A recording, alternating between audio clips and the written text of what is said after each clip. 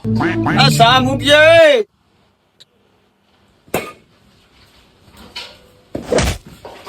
આખો દી ગામમાં ને ગામમાં પડ્યું રહે છે. અત્યારે સાનું હોવા જેવું થાય છે.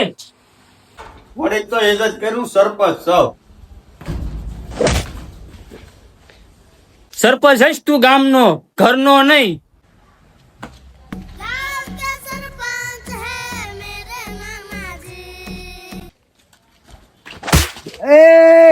ખબર નથી હું સરપંચ છું એમ આમ જોઈન આલો ને.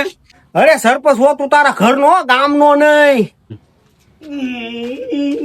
કેમ રોવા મળ્યા સરપંચ? સરપંચ કેમ રોવા મળ્યા?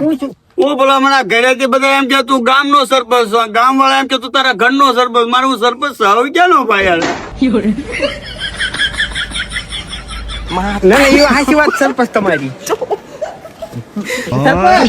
સરપંચ